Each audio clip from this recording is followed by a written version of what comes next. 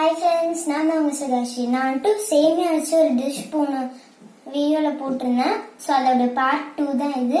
இப்போ அதை நம்ம தண்ணி ஊற்றி வடிகட்டி வேக வச்சு தண்ணியெல்லாம் வடிகட்டி வச்சிருக்கேன்.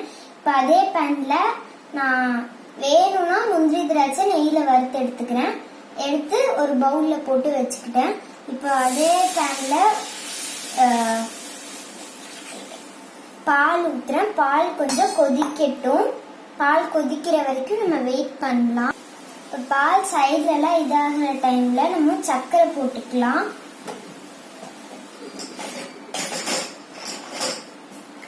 நான் 2 ஸ்பூன் சுகர் போடுறேன்.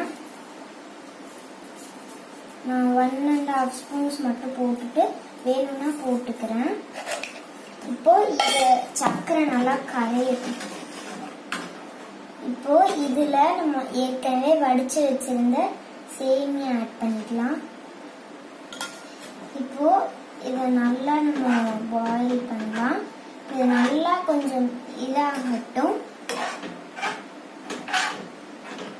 இன்னும் நல்லா குக் ஆகணும். ஏன்னா நம்ம போன வீடியோல பார்த்தீங்கன்னா அரைகுறையாக தான் இது வெந்திருந்தது.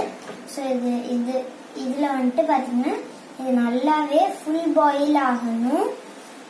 ஸோ வெயிட் பண்ணலாம். அது வரைக்கும் நம்ம ஹை ஃப்ளேமில் வச்சே பண்ணிக்கலாம். வெயிட் பண்ணலாம்.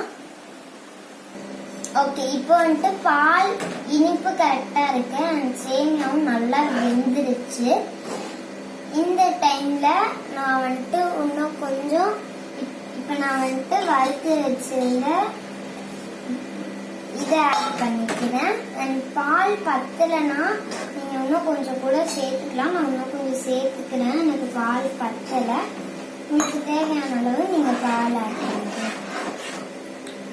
நல்லா மிக்ஸ் பண்ணிட்டோம்னா நமக்கு சேமியா ரெடி.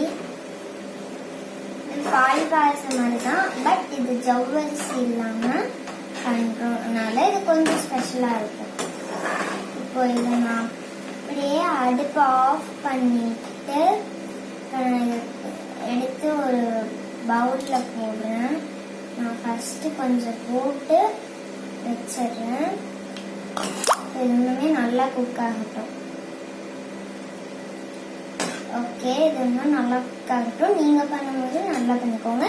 இது ஷார்ட் வீடியோனால என்னால் இதுக்கு மேலே எடுக்க முடியாது. ஸோ இன்னும் கொஞ்சம் எடுத்து வச்சிருக்கேன் இல்லையா, சாப்பிட்டு பார்த்து எப்படி இருக்குன்னு சொல்லலாமா?